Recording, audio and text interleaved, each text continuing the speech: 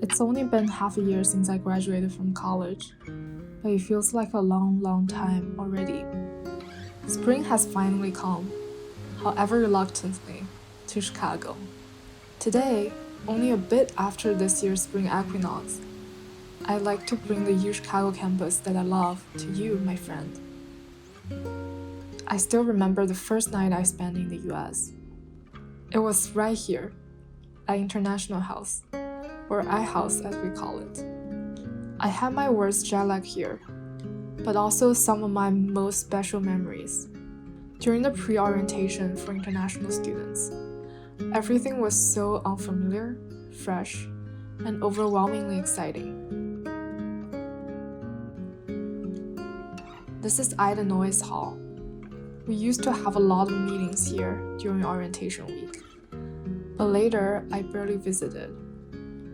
I love the courtyard though, it has a really calming vibe. When I was searching about the building on the school website, I came across an interesting story. The president of the university was concerned about the cost and splendor of the building, but then a professor reassured him, saying that we agree that its beauty ought to be educative. I can't agree more. After spending 4 years on campus, what I can say for sure is that the aesthetic pleasure I gained from the beauty of the campus is probably the most important thing that kept me going with my study. Across the street, we have our beloved Rockefeller Chapel. Although I've only been inside a couple times since the inaugural convocation, I can always hear the bells ring from the chapel.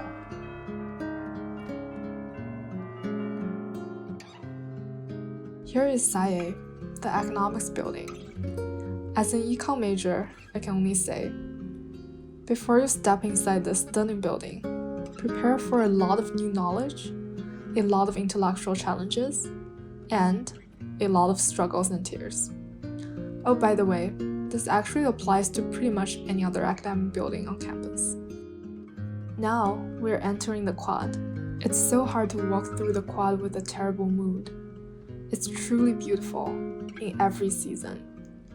I especially love how all the little holiday lights brighten those dreary winter nights, and how everyone was outside enjoying the sun when the weather first warmed up a tiny bit. At the very south end of the quad lies Harper Library, a place where I spent who knows how much time attending lectures, studying, and napping. My favorite Harper spot? The couch with footrest in the reading room. Well, what can possibly be better than taking a nap when everyone else is studying so hard? I really appreciate this little pond on campus. The most reliable and lively sign of spring is no doubt the appearance of the duck family. Everyone on campus loves them a lot. Here we are, in front of the infamous Regenstein Library. This is what we refer to when we say, where all the fun dies. There's plenty of space for students to struggle alone or to struggle together. Connected with the Reg is Mansueto Library, one of the most iconic places on campus. The glass dome ceiling is simply perfect.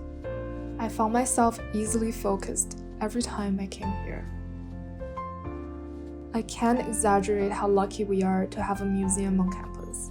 Smart Museum is a lovely place, bringing art closer, as well as providing a special, inspiring study environment. Lastly, I want to introduce to you Campus North Residential Commons, where I stayed for more than 3 years. The building was finished in 2016, and my class of 2020, was the first one that could stay here. As other residential buildings, this is where students hang out, rest, and occasionally pull all-nighters, studying or partying. I have most of my meals here at Baker Dining Hall. What does the food taste like? Best answer is probably always be prepared for surprises, but don't hold expectations too high. And oh, you can never go wrong with breakfast. Nothing is better than freshly made omelets, which is definitely worth waking up early for. There's only so much I can cover, but there's definitely more that is worth exploring. The gym, coffee shops, and the irreplaceable bubble tea place. If you ever had a chance, you should check out the campus yourself. Trust me, you won't be disappointed.